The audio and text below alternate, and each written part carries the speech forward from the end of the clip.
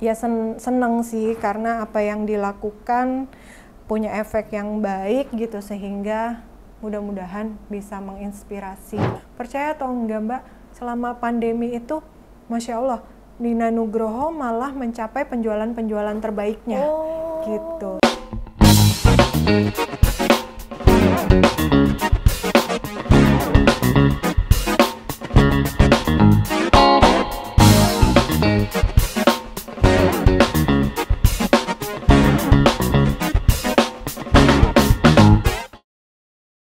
Halo Tribuners, kali ini Hello Weekend nggak di studio Bogor nih, tapi kita sudah di kantor yang mewah dan nyaman ini. Nah, kantor ini tentunya bukan punya saya. Nah, kantor ini adalah milik seorang desainer ternama dan juga kece, dan karyanya sudah mendunia. Siapa lagi kalau bukan Mbak Nina Nugroho. Halo Mbak Nina, apa kabar? Halo, Assalamualaikum. Waalaikumsalam. Alhamdulillah baik. Oke, langsung aja nih Mbak Ya. Nina.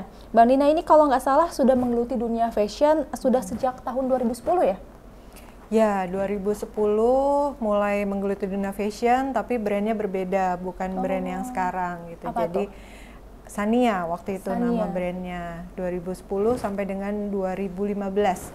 Kemudian di 2016 mulai dengan brand Nina Nugroho, dan sampai 2022 ini ada 4 brand ya yang Apa aja tuh, ada Mbak? di Nina Nugroho. Ada Nina Nugroho Limited Editions, kemudian ada Essensia by Nina Nugroho, Essensia. kemudian ada Her Story. Her Story. Gitu. Oh, jadi Nina Nugroho tuh ada Nina Nugroho Limited Edition. Iya, ada Jadi yang limited Sania itu edition. berarti udah enggak ya, Mbak? Udah enggak.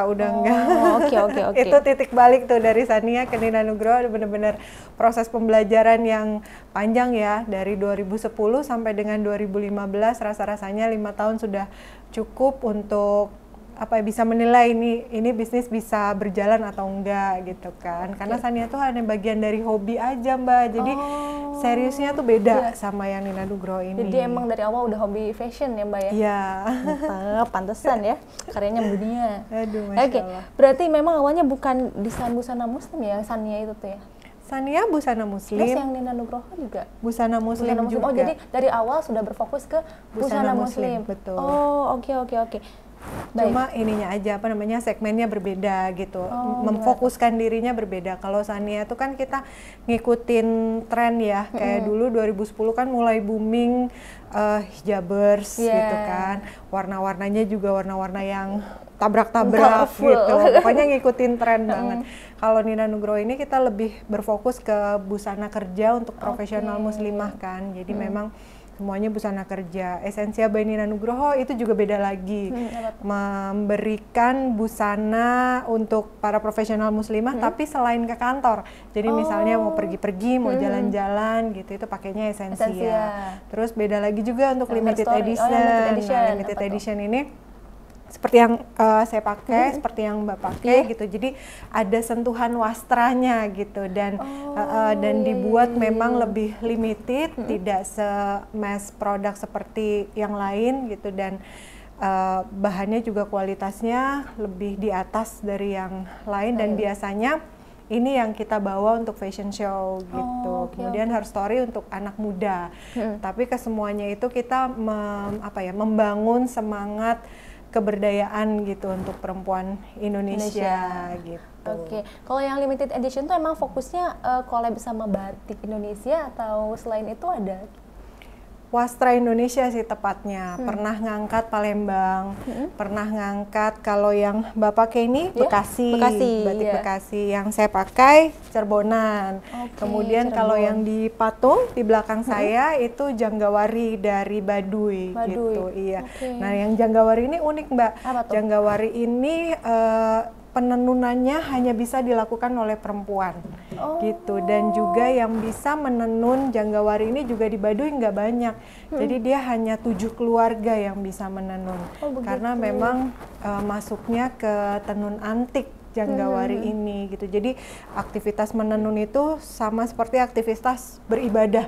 Jadi pada saat menenun mereka sambil beribadah gitu. Oh wow, sangat ini ya kental itu. Sejarahnya ya. Betul, filosofinya ya. Filosofinya, karena kita betul. kan membuat sesuatu itu bukan hanya sekedar apa yang dibutuhkan oleh customer, tapi juga kan apa nih nilai intrinsik di dalamnya kan, harus syarat filosofinya, harus tahu maksudnya apa, buat apa, kemana, supaya punya apa ya, zaman sekarang kan kalau buat produk harus ada narasinya gitu ya, supaya memperkuat alasan kenapa customer itu beli, jadi diferensiasi kenapa customer itu memilih kita dibanding produk yang lain. Kalau narasinya itu nggak kuat ya, kayaknya apa ya, apa bedanya kita sama yang lain gitulah kira-kira. Mantap, luar biasa. Mbak Dina, ini ide awal masuk ke dunia fashion muslim itu dari mana? Apakah karena kesehariannya kan pakai pakaian muslim atau gimana? Kalau awalnya banget sih iya gitu, karena sederhana Mbak sebenarnya. Aku tuh cari baju agak susah karena kan tingginya ya lumayan 172, jadi kalau beli jadi itu selalu ngatung. Akhirnya dimulai dari ya udahlah bikin sendiri gitu kan, ngikutin tren, jadilah Sania gitu. Kemudian seiring berjalannya waktu, seiring berubahnya, bertumbuhnya saya juga gitu, kemudian lahirlah Nina Nugroho juga gitu. Tapi kesemuanya itu menjawab kebutuhan sih sebenarnya gitu, yang diawali dari kebutuhan saya pribadi, kemudian masa sih bikin sesuatu cuma provide untuk diri sendiri gitu. Kenapa kalau misalnya kita bisa ngasih manfaat gitu ya untuk orang lain, kenapa kita mau fokus ke diri kita aja. Nah kebetulan karena passionnya saya di fashion, ya udah kita coba berbagi manfaatnya lewat fashion gitu. Banyak sebenarnya kita juga nggak cuma nyediain produk nih Mbak, tapi kita juga aktif ke berbagai macam kolaborasi dengan pihak-pihak yang terkait terkait donasi gitu kan. Kita fokus ke anak-anak perempuan, kita fokus ke perempuanan juga gitu. Kemudian kita fokus juga ke segala sesuatu yang bentuknya mensupport anak perempuan dan perempuan gitu. Kolaborasinya sama banyak pihak. Terus kita juga punya payung Gerakan Aku Berdaya kan. Gerakan Aku Berdaya itu tujuannya untuk melejitkan keberdayaan perempuan Indonesia. Jadi semua baik itu produk ataupun apapun turunan dari brand kita, semuanya itu demi untuk mendukung keberdayaan perempuan Indonesia gitu. Seperti nanti kalau misalnya mau ngulik her story itu tadi yang sudah saya sebutkan, nanti boleh ngobrol-ngobrol karena itu syarat sekali dengan keberdayaan perempuan Indonesia. Terus juga ada live Instagram juga kita Mbak. Itu kita udah episode ke 133. Itu sih tentang apa tuh? Itu sebenarnya dimulainya dari pas awal pandemi tuh Mbak. Pandemi itu kan kita gimana ya caranya kita tetap ngasih value gitu kan ke customer, tapi dengan keterbatasan kondisi pandemi gitu.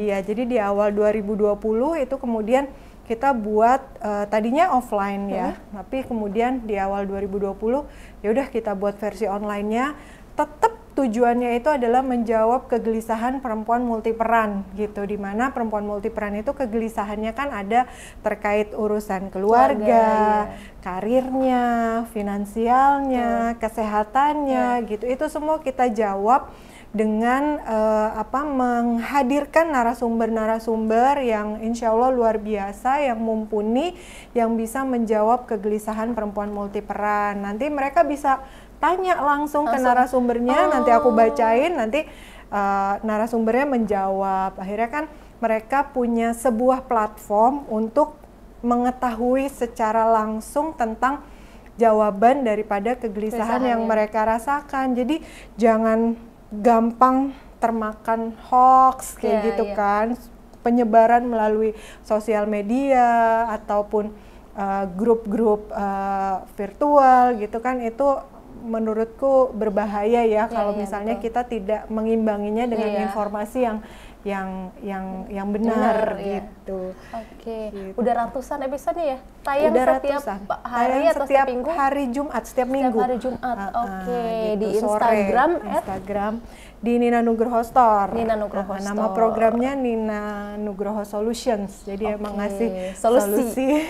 Oke, buat menjawab kegelisahan-kegelisahan. Betul, tapi nggak itu juga. Ada lagi, kita setiap hari Minggu juga ada webinar. Tujuannya sama, tapi kalau webinar ini lebih kepada gimana caranya supaya perempuan terbantu untuk terlejitkan keberdayaannya gitu. Jadi kan sebagai perempuan kita butuh bekal banyak ya Mbak, untuk supaya kita punya karya, supaya kita berdaya gitu. Nah, bekerja sama dengan asosiasi trainers untuk kita bisa memberikan materi-materi yang melejitkan keberdayaan perempuan itu gitu. Jadi memang yang ini lebih spesifik ke wirausaha, bisnis gitu kan, terus juga hubungan suami istri, karena kalau misalnya kita mau berdaya kan pasti urusan internalnya beres dulu lah ya, baru kita bisa bergerak ke yang lainnya. Itu selain produk. Iya, mantap. Jadi sangat-sangat memberikan manfaat lebih gitu ya. Selain dunia fashion juga pokoknya ngejawab kegelisahan-kegelisahan perempuan. Betul. Betul. Untuk nama Nina Nugroho sendiri nih brandnya gitu, terus ada her story juga, ada esensinya, itu terinspirasi dari apa Mbak? Ya, kalau namanya Nina Nugroho perpaduan nama saya dengan nama keluarga kan gitu. Jadi Nina Nugroho, as simple as that gitu kan. Terus kalau her story sendiri, nah ini filosofinya selama ini. Jadi her story itu sedikit boleh dijelaskan? Boleh. Her story ini peleburan antara dua dunia gitu, dunia fashion dan dunia sejarah.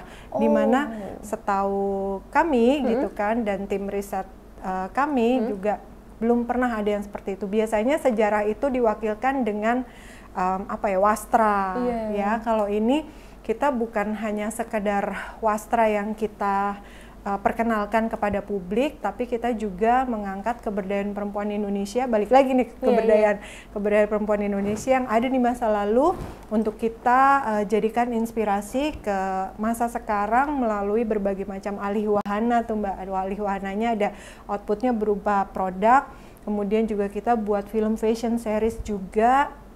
Terus ada komiknya juga, ada lagunya, macam-macam.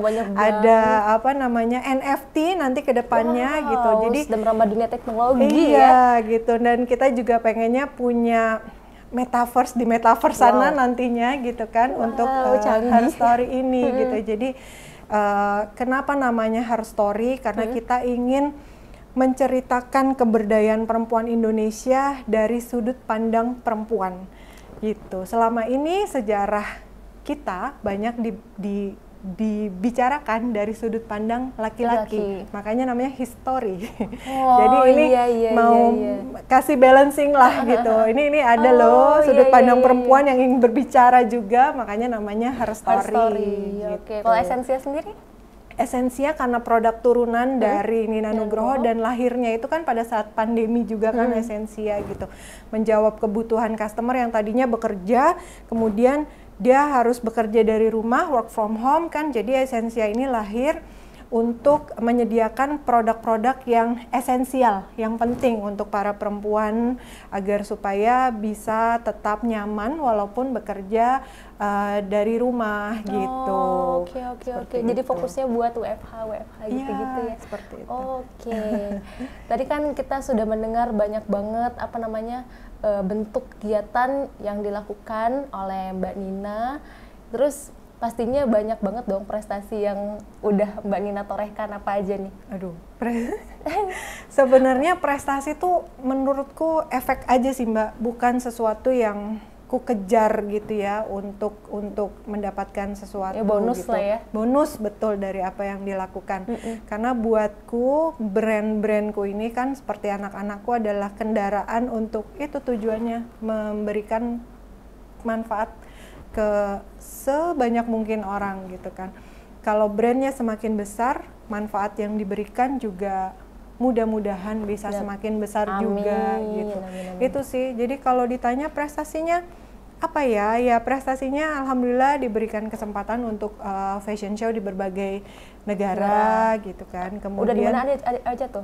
Italia waktu itu yang aku pernah baca ya.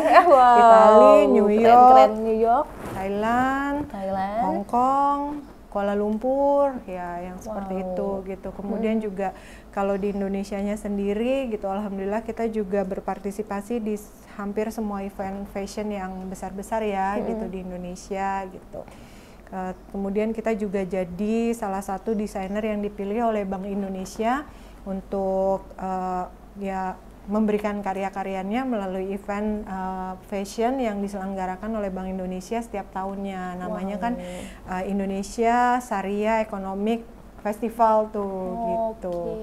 Seperti itu. Terus juga akhir tahun kemarin ya dapat dari IPMI juga, dari IPMI untuk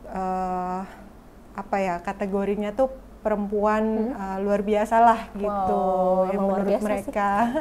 Terus juga dari mana lagi ya, Women's Obsessions waktu itu juga ya, perempuan berdaya ya, seperti itulah Mbak yang ya seneng sih karena apa yang dilakukan punya efek yang baik gitu, sehingga mudah-mudahan bisa menginspirasi. Amin. Gitu. Amin. Oke, Mbak, kadang nih kalau misalkan baju muslim tuh ada segelintir orang yang kayak ih ribet pakainya gitu, gerah gitu. Itu gimana tanggapannya Mbak Nina? Buat mematahkan stigma seperti itu. Ya, stigma itu terbentuk kan sebenarnya karena ada produknya yang begitu gitu sebenarnya ya. Itu sih kalau menurut saya pilihan dari masing-masing desainer mau merepresentasikan dirinya melalui produknya itu seperti apa gitu. Monggo aja. Tapi kalau misalnya brand saya gitu, semuanya itu kuncinya simple, elegan gitu. Karena perempuan multi peran itu kan aktivitasnya banyak gitu. Dari mulai di rumah, di kantor, organisasi, sosial, kuliah dan segala macam gitu kan.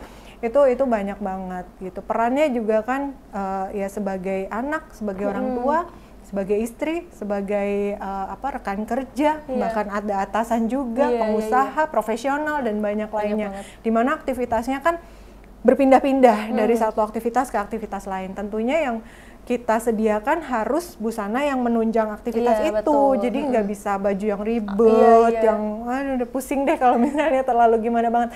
Yang ada nanti kan bukannya kita berkarya kemudian berdaya, tapi sibuk ngebenerin busananya gitu kan. Gitu apalagi untuk Nina Nugroho ya, kita itu semua desainnya menggunakan pendekatan psychological fashion, Mbak. Apa tuh? Gitu, karena saya sendiri belajar dari University of Arts London tentang psychological fashion, di mana busana yang dipakai oleh perempuan itu nantinya akan menimbulkan rasa apa gitu. Contoh seperti kalau misalnya kita lagi umroh gitu kan, pakai busana syar'i gitu, kita rasanya kayak pengen selalu beribadah kan. Yang seperti itu tuh psychological fashion. Kita pakai baju yang misalnya mau ke konser, pakai busana yang ready to concert lah, kayak Coachella kemarin itu kan. Nah itu kan itu beda lagi rasa yang kita rasakan. Nah begitupun ke kantor gitu. Ke kantor itu kita kan perlu, kalau kita mau melejitkan keberdayaan kita sebagai sosok yang berguna lah ya di kantor, tentunya kan kita harus menggali rasa percaya diri kita sendiri dulu. Kalau kita nggak percaya diri melalui busana yang kita pakai, gimana kita mau tampil gitu kan di kantor. Gitu akhirnya menggunakan desain-desain yang bisa menimbulkan kepercayaan diri perempuan Indonesia supaya mereka bisa maksimal tampil gitu ya di apapun aktivitas yang mereka pilih. Yang Essensia dan Her Story juga pakai konsep itu yang psychological. Khusus Nina Nugroho iya, khusus Nina Nugroho. Karena kan berbeda. Kalau Essensia kan tadi lebih santai ya. Her Story juga kan mengangkat keberdayaan perempuan Indonesia yang dialih wahanakan gitu. Seperti itu. Jadi Nina Nugroho lebih pas segmennya untuk diterapkan psychological fashion ini gitu. Desain-desainnya, garis-garisnya, penentuan detailnya, motifnya gitu. Kemudian juga kita adaptasikan dengan kebutuhan perempuan multiperan gitu. Kayak contohnya detail-detail kecil sih Mbak. Saya selalu pakai double manset. Kenapa pakai double manset? Supaya memudahkan perempuan multiperan kalau misalnya ke kantor untuk berwudu. Ada kan busana yang nggak pakai double manset sehingga kalau misalnya mereka mau wudu itu kan ribet banget ya. Bahkan aduh wudunya gimana? Ada yang harus lepas baju dulu baru wudu kan repot ya. Kemudian kita selalu pakai kancing depan, karena yang perempuan multiperan yang ke kantor itu kan ada yang masih menyusui juga gitu. Baru 3 bulan lahiran harus balik kantor menyusui supaya memudahkan pumping. Kemudian kita juga saking mengertinya kebutuhan perempuan untuk dihargai, itu busananya Nina Nugroho juga di bagian belakangnya tuh selalu lebih panjang. Gitu untuk menutupi bagian belakang karena kita sangat menghargai perempuan. Begitupun di bagian depannya selalu menutupi bagian depan gitu. Seperti itu. Jadi benar-benar memperhatikan detail itu ya. Betul, kebutuhannya tuh apa sih perempuan itu gitu. Jangan sampai kita lalai sebagai brand yang katanya mau menginspirasi tapi melahirkan tren-tren yang kemudian menginspirasinya ke hal yang tidak positif gitu kan. Gitu. Terus juga kita Nina Nugroho juga ada inovasi yang namanya 2-in-1 shirt gitu. 2-in-1 itu apa? 2-in-1 tuh kita kan memahami nih kita tinggal di Indonesia, negara tropis. Sedangkan yang namanya perempuan multiperan yang perlu tampil formal, ada kalanya harus pakai blazer gitu. Tapi di Indonesia tuh kan gerah ya, dan nggak semua perempuan multiperan tuh kan punya mobil misalnya ya untuk berkegiatan. Ada yang naik kereta, ada yang bahkan kemana-mana naik motor gitu kan. Nah itu kita memfasilitasi itu. 2-in-1 itu adalah seperti kita menggunakan 2 buah busana, padahal sebenarnya 1 buah busana aja. Kayak yang Mbak pakai ini kan kayak pakai blazer ya luarnya gitu ya, tapi padahal kan masih satu gitu. Itu juga kemudian kita turunkan ke berbagai kategori busana lain, bukan hanya shirt tapi ada tunik, ada midi shirt, kemudian ada dressnya juga. Kayak yang gitu. belakangnya juga kayak 2-in-1 juga ya, Mbak? Nah ya ini juga 2-in-1, kan dia kayak pakai 2 busana, tapi sebenarnya sejatinya satu aja. Banyak nanti ada contoh-contohnya di belakang ini juga 2-in-1 gitu. Oke, Mbak, terus respons konsumen pertama kali gitu dengan model fashion Mbak itu gimana, Mbak? Respon pertama pastinya nggak langsung diterima dengan baik ya gitu. Kita kan perlu yang namanya eksperimentasi. Dari eksperimentasi itu kemudian kita memvalidasi gitu, mana yang bagus, mana yang cocok dengan selera customer, mana yang enggak. Sebenarnya PR-nya itu bukan hanya di selera customer, tapi gimana caranya supaya produk kita sama market yang kita sasar itu fit. Jadi product and market fit gitu kan. Itu yang alhamdulillahnya Nina Nugroho sudah menemukan itu gitu, sehingga kita punya banyak sekali customer loyal gitu yang sangat setia kepada kita, yang apapun produk yang kita keluarkan mereka selalu beli gitu. Dan proses itu ini kita berarti 5 tahun ya usianya kan, tapi dalam 5 tahun itu kita juga sudah, kalau boleh saya bilang, sudah mencapai percepatan yang eksponensial lah gitu. Jadi nggak cuma bertumbuhnya tuh nggak begini gitu, tapi dinamikanya luar biasa gitu ya. Karena itu kita bikin produk bukan cuma apa yang bagus menurut kita gitu, tapi apa yang sekiranya customer butuhkan gitu. Dengan kita juga persona profile dari customer kita seperti apa juga kita sangat serius gitu menggarapnya gitu. Oh, customer kita segmennya apa, diferensiasinya apa, kemudian juga mereka tinggal di mana, mereka usianya berapa, mereka berkantornya di mana, kira-kira pendapatan per bulannya berapa, mereka suka warna apa, mereka berkegiatan dari mana ke mana. Itu sudah kita kan tadi psychological fashion tadi kan betul. Gitu. Secara psikologisnya mereka, selain psikologis juga sosiografis gitu. Demografis kita kupas tuntas gitu. Jadi nggak cuma jadi produk yang keluar sesekali atau produk yang gimana bagusnya menurut sang desainer gitu, tapi kita tetap selalu ada benang merah. Dan yang paling harus sih semangat untuk selalu mendukung gerakan Aku Berdaya yang sudah saya dan teman-teman kampanyekan sejak September 2021 yang lalu gitu. Dan gerakan Aku Berdaya ini juga bukan hanya sekedar gerakan yang kita gaungkan, tapi juga sudah didukung oleh banyak pihak gitu. Karena pas waktu kita launching di September 2021, waktu itu kita mengadakan acara namanya Professional Women's Week selama 1 minggu gitu, di mana yang jadi Senin, Selasa, Rabu, Kamis itu 4 hari ya gitu. Senin sampai 4 hari acaranya online, kemudian ditutup di acara offline di hari Jumat itu di Langham Hotel. Waktu itu dibuka oleh Ibu Menteri Peranan Perempuan gitu. Terus juga dihadiri juga oleh 3 kementerian gitu kan, ada Kemnaker, kemudian ada pariwisata, ada UMKM gitu kan, Koperasi dan UKM itu, dan juga dihadiri 50 tokoh perempuan Indonesia gitu. Waktu itu ada Ibu Dewi Motik, ada Ibu Min Uno, Yanti Erlangga gitu, dan banyak lagi dari komunitas juga, didukung oleh banyak komunitas perempuan Indonesia, ada Kowani, ada juga komunitas yang asosiasi juga gitu. Jadi oleh Ikatan Dokter Indonesia juga, Ikatan Apoteker Indonesia, banyak banget betul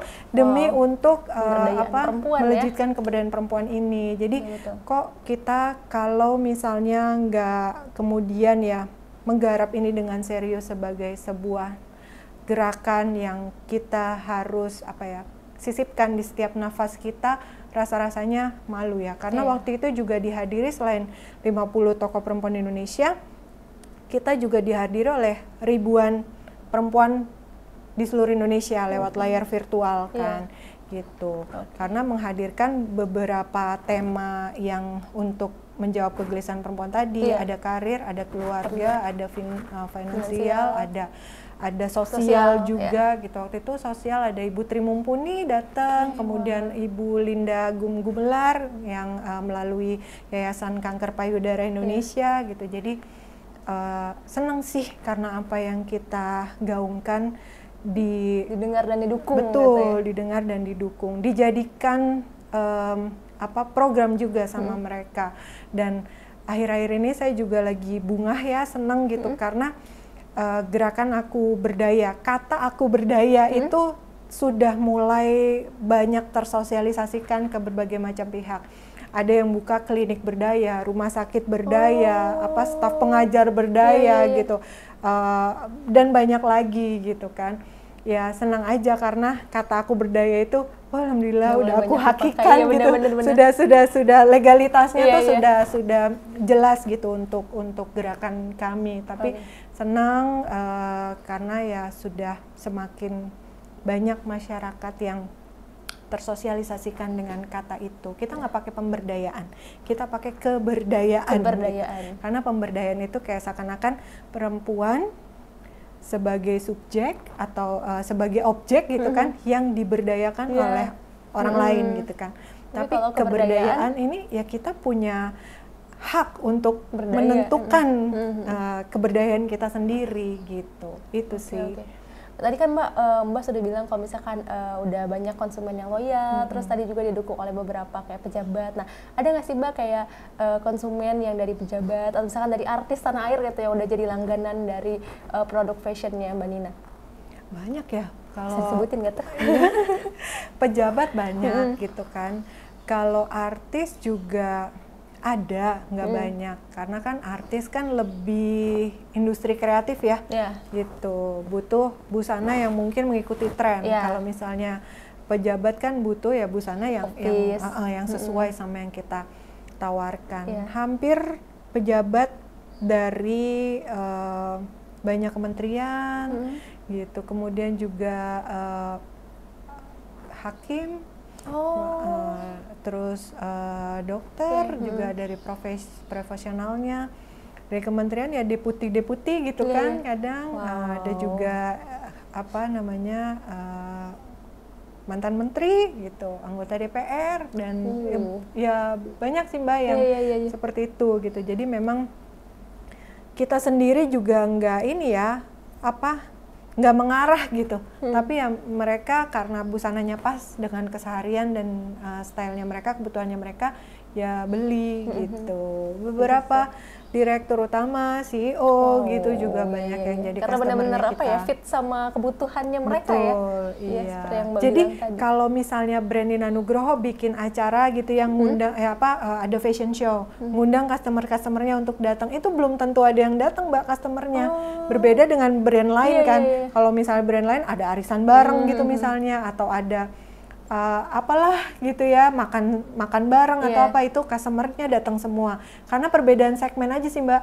Segmen kita loyal customernya kebetulan ya perempuan-perempuan multiperan luar biasa sibuk yang belum tentu bisa meluangkan waktu untuk datang ke acara fashion show tadi gitu. Jadi kita benar-benar kalau fashion show gitu ya, customernya nggak banyak datang gitu. Mereka biasanya mantau lewat live Instagram atau YouTube. Karena udah gitu. sibuk ya. Iya, bener-bener. Gitu. Oke Mbak, kan seiring berjalannya waktu, nah kemarin kan kita sempat dihantam pandemi.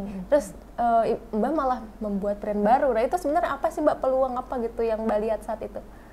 Iya, peluang balik lagi sih kalau kita bergerak atau memutuskan sesuatu tuh dari kebutuhan customer gitu. Jadi kalau dilihat saat pandemi itu peluang itu ada atau tidak ada, selalu ada gitu peluang itu. Seperti Allah Subhanahu Wa Taala sampaikan kan, apabila satu pintu rezeki tertutup, akan terbuka pintu rezeki yang lain. Tinggal kita cari pintu rezekinya itu ada di mana gitu aja kan. Kadang kita sebagai manusia nggak konsisten, nggak greget, nggak serius gitu nyari terbukanya pintu rezeki itu di mana. Percaya atau enggak Mbak, selama pandemi itu Masya Allah, Nina Nugroho malah mencapai penjualan-penjualan terbaiknya, gitu.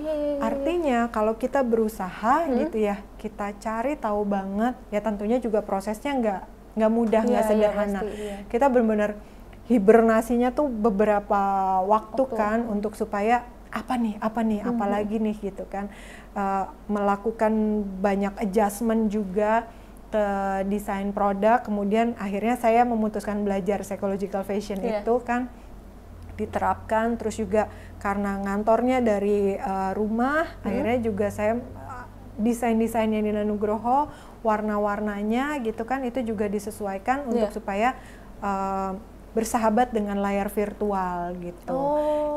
Jadi perpaduan warnanya, detail-detailnya gitu kan, letaknya di mana agar supaya pada saat di layar virtual ya kelihatan gitu kan, nggak banyak detail di bawah gitu. Jadi banyak hal lah yang kita sesuaikan. Seperti juga contohnya setiap produk kita selalu ada maskernya yang matching mask gitu. Supaya kan ya namanya perempuan ya, suka pengen matching supaya nggak ribet lah nyari masker yang kayak gimana, yang matching gitu kan, yang kebutuhan sederhana seperti itu gitu, yang kita berupaya untuk berempati kepada customer kita supaya apa sih yang mereka butuhin di masa sekarang gitu. Benar-benar coba kita profiling lagi, kita pelajari lagi customernya kita gitu, sehingga ya pas apa yang kita suguhkan alhamdulillah diterima dengan baik oleh mereka dan mendapatkan penjualan-penjualan terbaiknya. Berarti Mbak yang bajunya dimatchingkan warnanya sama kayak layar Zoom atau telekonferensi lainnya, itu yang esensi ya Mbak? Emang khusus buat WFH gitu ya Mbak? Jadi atasan aja gitu? Ya, ada esensi, ada Nina Nugroho. Tergantung sih kan orangnya maunya yang santai atau mau yang formal, tergantung ya pangkat dan jabatannya juga gitu, acaranya juga gitu kan. Nah ya kalau Nina Nugroho tuh lebih kepada perpaduan warnanya seperti apa. Terus juga kita karena di layar virtual kan berarti cuma separoh, nggak pakai motif-motif yang besar, pakainya motif-motif yang kecil gitu misalnya kalau pakai motif. Terus juga nggak pakai yang garis-garisnya terlalu kecil karena nanti kalau di layar kan flickering kan gitu, flicker. Terus habis itu juga perpaduan warnanya juga kan nggak misalnya putih semua gitu atau hitam semua, nggak seperti itu, tapi dipadukan dengan warna-warna yang lebih terang agar supaya kelihatan juga di layar virtual. Kadang kalau misalkan kayak green screen terus suka jadi hilang kan. Ya kita juga nggak pakai warna hijau selama pandemi. Iya, itu beneran diterapkan Mbak, nggak pakai warna hijau karena begitu di green screen hilang. Iya. Kelihatan kepalanya doang aja. Betul. Gitu. Jadi benar-benar penyesuaiannya jadi apa ya? Jangan mikir ke yang jauh-jauh gitulah, harus kayak gimana. Apa yang kita lakukan sehari-hari aja dulu untuk mengeluarkan produk-produk yang biasa kita keluarkan, apa yang bisa kita terapkan gitu sih. Jadi selama pandemi kita ya diberi waktu untuk belajar lagi sih, mempelajari customer kita, kebutuhannya apa gitu. Ya, memanfaatkan peluang, memanfaatkan waktu. Betul, ya Mbak ya. Betul sekali. Oke Mbak, saat pandemi kemarin Mbak justru sama sekali tidak melakukan perubahan ya di perusahaan, kayak misalkan PHK karyawan atau misalkan nge-switch budget untuk menutupi kekurangan omset. Gimana tuh? PHK karyawan alhamdulillah enggak. Alhamdulillah. Pengurangan gaji alhamdulillah enggak. Menghilangkan fasilitas karyawan alhamdulillah juga enggak gitu kan. Ada yang disesuaikan itu ya tentunya by prioritas ya gitu. Kita susun kembali prioritas-prioritas apa saja yang perlu muncul dan yang sekiranya bisa ditunda ya ditunda gitu. Yang paling terpenting agar supaya kita bisa terus running ya, karena waktu itu kan lumayan mendadak kan pandemi ini. Kita harus benar-benar bisa atur cash flow gitu. Jadi pengeluaran, pemasukan itu benar-benar kita atur ya, agar supaya bisa memenuhi kebutuhan semua pihak. Dan kemarin kita baru halal bihalal ya. Jadi pada saat awal pandemi karyawan seingat saya baru 23 gitu kan di awal pandemi. Tapi di kemarin habis lebaran halal bihalal itu sudah 60 orang lebih gitu kan. Jadi Masya Allah ini produk pandemi banyak banget bertambahnya. Itu berkah tersendiri sih Mbak. Allah, artinya kan orang lain pada terpuruk ya, ini malah alhamdulillah ya Mbak ya. Alhamdulillah gitu. Jadi ternyata pandemi bukan alasan bagi kita untuk berdiam diri, untuk tidak berkarya, untuk tidak berdaya gitu, karena selalu ada cara di balik apapun yang menimpa kita. Yang penting kita cari solusinya. Gitu. Betul, luar biasa. Oke, Mbak Nina, setelah berbincang soal bisnis dan karir gitu, saya mau tahu lebih dalam nih soal Mbak Nina. Mbak Nina ini lahir dari keluarga yang seperti apa sih? Apa juga mungkin dari dunia fashion atau mungkin bagaimana? Enggak. Oh, gimana tuh Mbak? Iya, jadi nenek saya itu suka kuliner, jadi bidangnya kuliner gitu kan, punya restoran kecil gitu ya. Kemudian kakek saya polisi gitu, terus orang tua saya gitu kan juga bukan di bidang fashion, kuliner juga, mama kuliner gitu kan. Kemudian papa ya pegawai biasa. Jadi emang nggak ada yang jadi di dunia fashion nggak ada gitu. Jadi terus gimana Mbak jadi ke dunia fashion gitu? Emang dari kecil udah punya minat gitu? Dari kecil itu malah aku tomboy. Pas waktu kuliah teman-teman SMA juga baru menyadari loh, Nina sekarang pakai rok gitu kan, karena tadinya sama sekali biasalah anak basket kayak gitu-gitu kan, yang tomboy banget lah gitu. Mulai berubah sejak SMA, mulai feminim gitu ya Mbak? Enggak juga, mulai kuliah itu juga masih nggak terlalu lah gitu. Terus ya pas sebenarnya bukan awalnya bukan dari situ ya, bukan dari passionnya tuh ke fashion gitu, bukan, tapi kebutuhan untuk punya apa istilahnya ya, aktualisasi diri gitu. Apa ya aktualisasi diri yang paling mungkin dengan kondisi saya istri dan ibu gitu dari 4 orang anak gitu, anakku 4 kan. Jadi apa yang sekiranya dunia mana gitu yang sekiranya memungkinkan untuk itu, karena backgroundku sebenarnya komunikasi massa, harusnya kan jadi jurnalis nih, tapi kalau pilihan karirnya jurnalis nggak bisa bagi waktu kan gitu, karena aku kalau udah terjun ke satu hal pasti totalitasnya jangan ditanya lah gitu. Akhirnya kemudian kok seru ya kalau misalnya coba fashion. Tadinya coba-coba, makanya makanya Sania itu tidak berhasil ya dari segi bisnis karena awalnya coba-coba dan kemudian menjalankan sebuah hobi gitu. Yang namanya ngejalanin sebuah hobi, kalau hobinya sama masih oke dijalanin. Tapi kalau misalnya pas hobinya lagi beda, sekarang aku lagi nggak suka ini gitu. Aku lagi sukanya masak. Nah kan kebayang, sedangkan kan udah ada karyawan, tanggung jawab komitmennya tuh nggak full gitu. Seperti itu sih, jadi emang nggak dari kecil. Jadi kayak apa ya, pengen banyak kesibukan pas udah berkeluarga ya. Iya betul, aktualisasi diri ya. Jadi nggak pengen dikenal sebagai Nina, bukan cuma ibunya ini, dari 4 anak istrinya ini. Iya benar. Pengen berkarya lah gitu. Dikenal sebagai Nina. Oke, waktu semasa sekolah hobinya itu basket ya Mbak ya? Atau berorganisasi, traveling gitu, sukanya naik gunung. Jadi benar-benar gitu. Terus benar-benar tomboy ya, suka tantangan. Sampai dulu waktu kecil mamaku tuh pernah nyusulin karena aku nggak izin camping di gunung. Ya ampun, gitu. Disusulin bawa polisi. Takut anaknya kenapa-napa. Karena aku anak tunggal kan, perempuan lagi. Sampai segitu khawatirnya disusulin. Waktu itu lagi pas camping di dekat sungai, masih untung belum naik gunung kan. Besoknya naik gunung, malamnya udah disusulin. Saking tomboynya gitu. Oke. Keluarga Mbak ini kan Mbak anak tunggal, terus kayak pilihan Mbak ke fashion itu didukung atau gimana? Ya kalau orang tua sih basically mendukung aja ya gitu kan, apapun pilihannya. Begitupun suami, yang penting ya dijalani dengan serius dan bertanggung jawab, itu aja sih. Walau sebenarnya mama ya berharap supaya saya melanjutkan usahanya gitu. Mama kan catering ya gitu, kliennya juga udah lumayan, usahanya juga udah besar gitu, jadi pengennya ya dilanjutin lah. Cuma nggak tahu ya, saya mungkin beda bidang. Enggak ke situ gitu, enggak ke situ gitu. Jadi ya bantu apa yang bisa dibantu, tapi nggak bisa serius di situ. Gitu.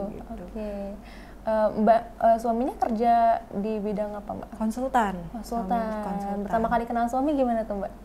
Dimana? Pertama kali suami. Iya, pertama kali kenal suami dikenalin. Gitu.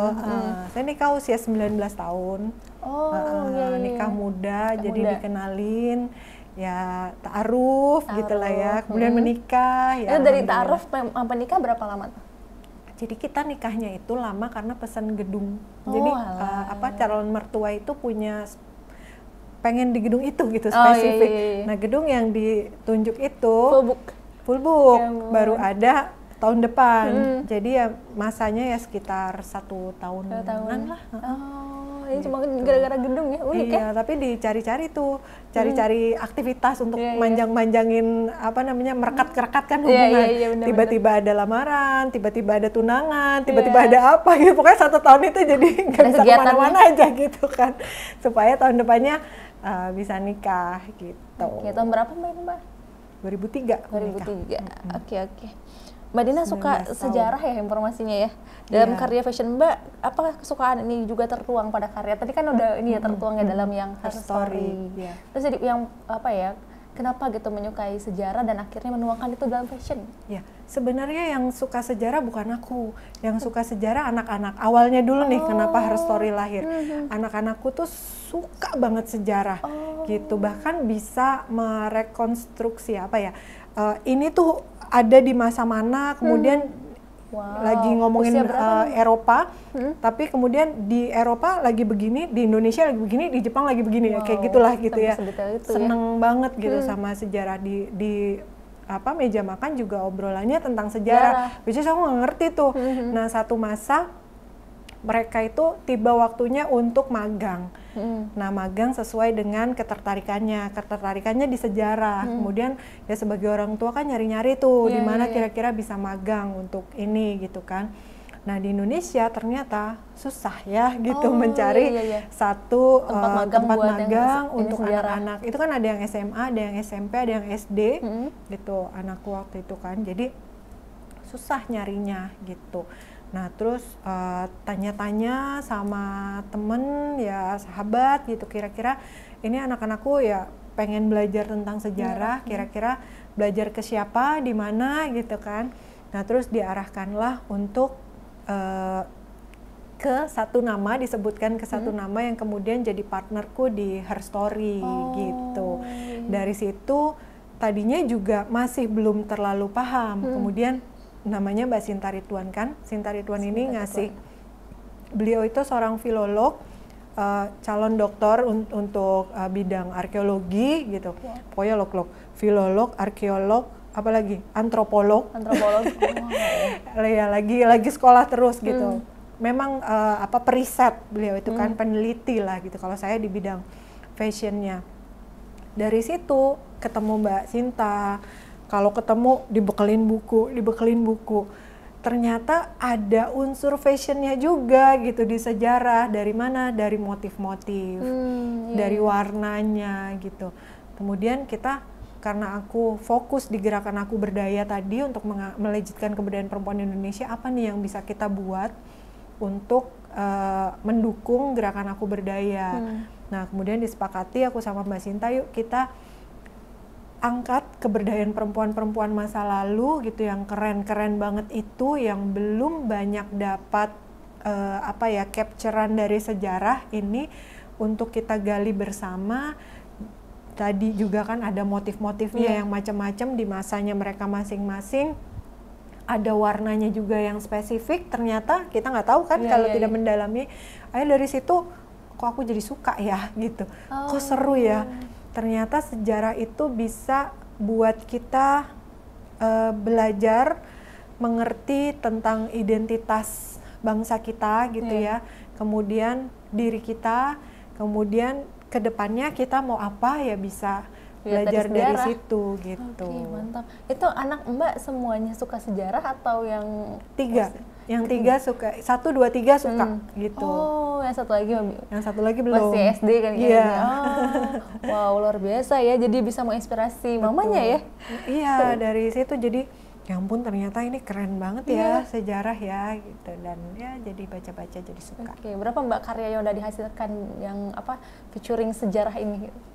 Her Story baru banget launching di awal 2022. Gitu, jadi baru 1 tokoh yang kita angkat dari, insya Allah rencananya 10 tokoh yang akan kita hadirkan sepanjang 2022 ini gitu. 10 tokoh. Yang pertama kemarin Mahendra Datta. Mahendra Datta itu nama aslinya adalah namanya panjang tuh, Guna Priyatni something gitulah.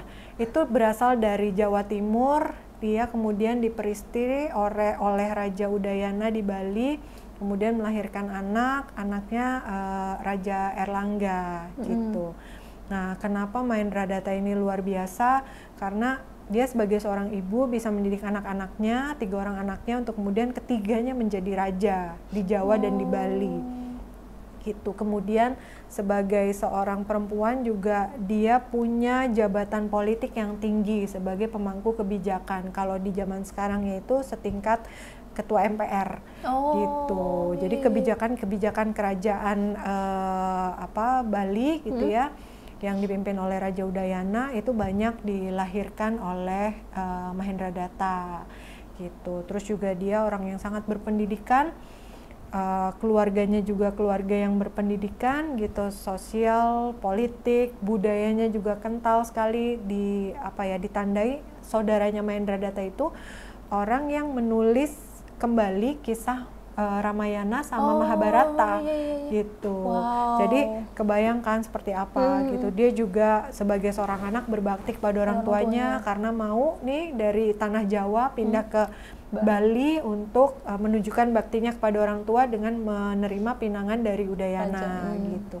Keren banget deh itu, karena berbagai macam alasan tersebut, maka dari itu kita mengangkat Mahendra Datta sebagai sosok pertama gitu. Pemotretannya di Jolotundo. Jolotundo itu di Mojokerto. Itu salah satu situs peninggalan Raja Udayana yang diberikan untuk Mahendradatta sebagai bukti cintanya. Gitu. Jadi emang dari daerah situ ya si Mahendradatta itu awalnya? Awalnya sekitaran Mojokerto gitulah, exactly tempatnya kita juga nggak tahu karena belum ada prasasti ataupun yang apapun yang mendukung di mana letak tepatnya, karena kan itu besar ya kerajaannya. Gitu. Mbak, kalau misalkan dukungan suami Mbak nih terhadap bisnis Mbak ini gimana? Sangat mendukung, alhamdulillah. Gitu kan. Ya awalnya kan modalnya dari beliaunya gitu kan. Kemudian juga banyak keputusan-keputusan yang saya konsultasikan gitu dengan beliau yang kemudian juga dilahirkan, diimplementasikan gitu untuk Nina Nugroho ini gitu. Jadi